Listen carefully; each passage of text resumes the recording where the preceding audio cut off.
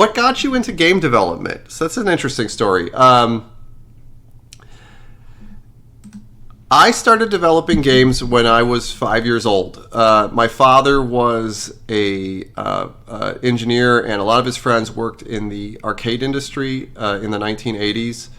And he felt like, I think it was, I'm pretty old. Like I'm going to be 50 years old here in just a week or two.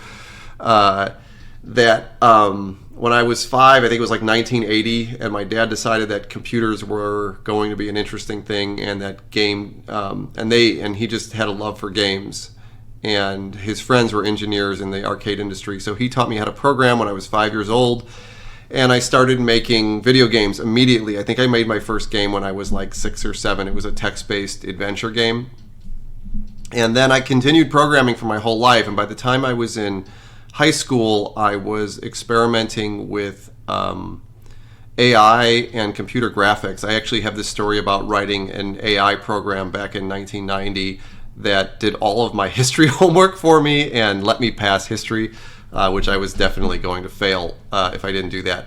But game development was always sort of my thing, and I was developing games. I developed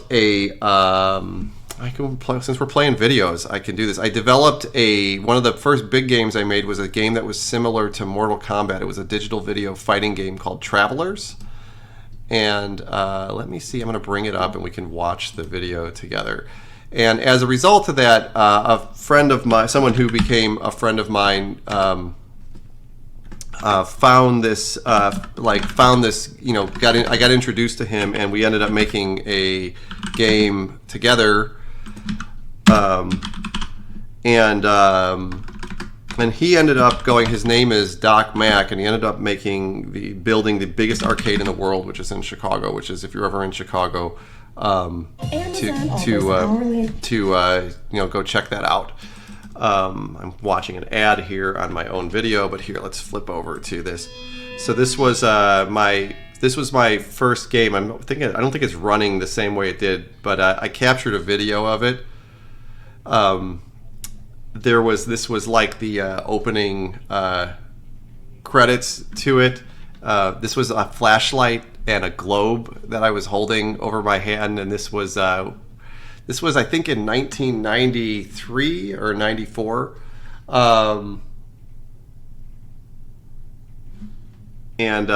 we don't have to watch this whole thing. You can watch this on our YouTube channel.